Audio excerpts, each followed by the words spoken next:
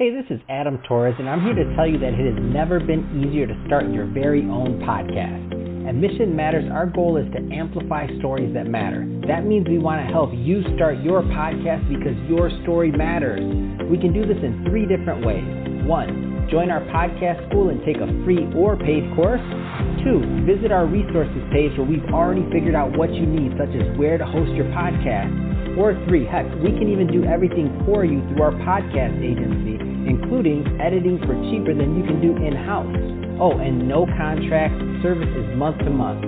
Get started by heading over to missionmatters.com and click on Start a Podcast. All right, now let's get into the show. Hey, I'd like to welcome you to another episode of the Mission Matters Business Podcast, your source for all things business. My name is Adam Torres. You can follow me on Instagram at AskAdamTorres to keep up with my book releases, book tour schedule, signings, all that other good stuff. Always love to connect with you there. And as always, if you'd like to apply to become a co-author of one of my upcoming books, just head on over to the website, missionmatters.com, and click on Become an Author to apply. All right, today I have Tommy Mello on the line, and he's owner over at A1 Garage Door Service, and he's also author of Home Service Millionaire, How I Went from $50,000 in Debt to a $30 million plus business in 7 years. Tommy, welcome to the show. Hey, appreciate being here. Thank you so much. All right, man. So first off, what an outstanding accomplishment to get your book done, to get it out there and the story told. So first off, congrats on that. I know that's never easy. So how do you feel? Book's done, book's out. How do you feel? Let's start there. I feel good. It took me 2 years to get the book written, and once I got done with it, I went back to the drawing board, and I got 12 co-authors. CEO of Service Titan, the COO at Home Advisor, the CEO of Valpak, those little blue mailers. Lots of smart people that are very, very good at what they do that contributed. So very, very happy with their help. I think we put a pretty good product out there. Man, that's awesome. I love it. Big fan of getting this work out. So I want to go further into the book, but before we do, just to give the audience a little bit of your background. So tell us a little bit more about how you got started as an entrepreneur and in business. You know, when I was younger, my dad owned a transmission business, and I learned a lot about business as a kid, and my mom and dad decided to separate, so I never really wanted to bother my parents with asking them for money. So I shoveled snow, mowed lawns. When I was 12, I got a job washing dishes for $4.05 per hour. And since then, I just decided, you know, I bartended, did other things to get by, but I always had that entrepreneurial bug inside of me. And so I started a landscaping business when I moved to Phoenix. I ended up getting a master's degree, and then, you know, who would have thought, I ended up starting a garage door company with a partner, and in 2010 I bought him out. And, yeah, I mean, I thought money buys me 3 things. I could do what I want with who I want whenever I want, and those are the 3 things I was after. And I get to take care of a lot of people. They take care of me, and we're a family here at A1 Garage Door Service. Man, that's awesome. I love it. And I think that's a great transition. So let's go a little bit further into the book. So first off, what was the inspiration behind writing this and getting this work out?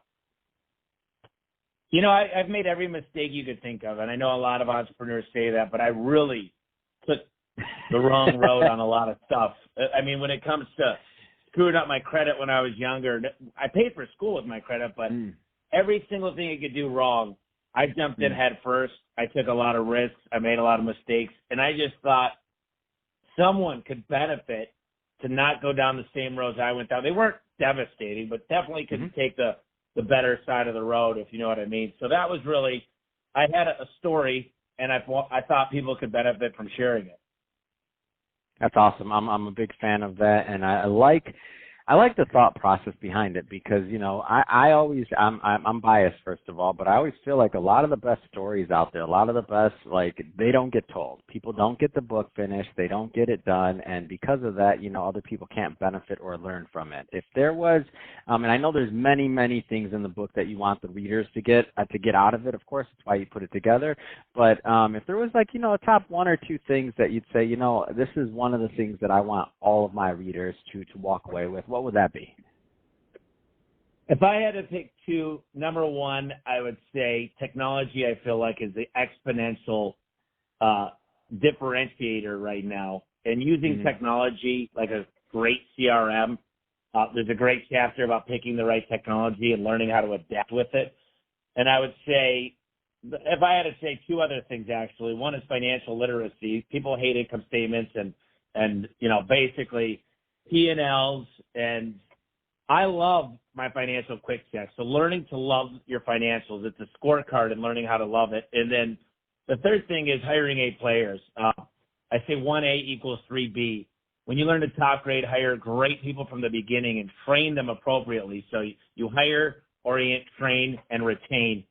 And I've kind of stacked the deck in my favor. I always say I stack the deck because I hire such amazing people, and we do a lot of vigorous things in the process to bring in the right people. So those are the top three things I think that you could get out of the book. But there's a lot more, like Simon Sinek motivated me to put in there a little bit about finding your why when it comes to home service and making sure the why is strong enough to get you through the bad times.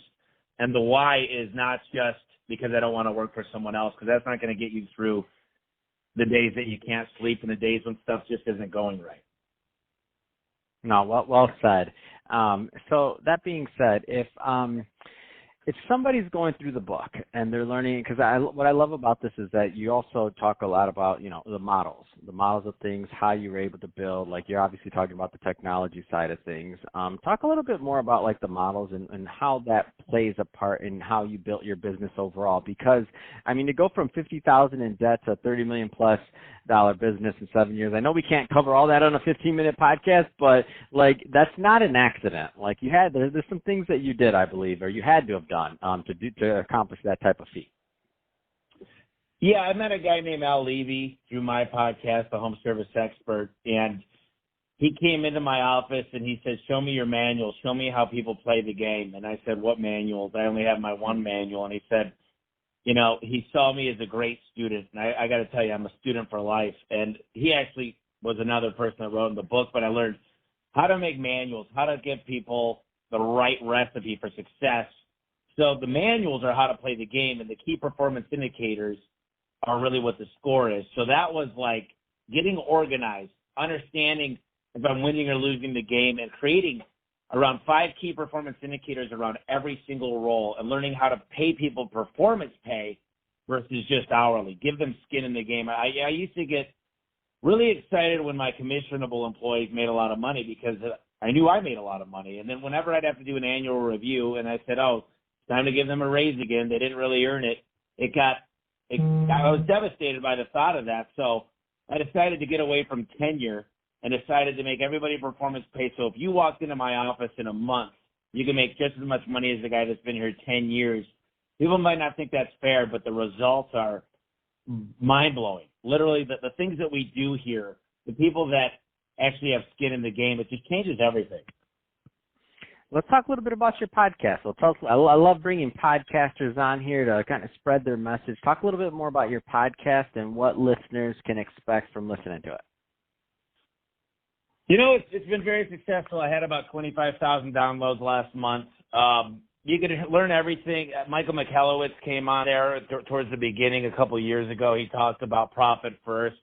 I've had Michael Gerber, who wrote the E-Myth, amazing guy. He came into my office. We did a podcast. I have Ken Goodrich, who does over $200 million, taught us how to buy companies and what to look for.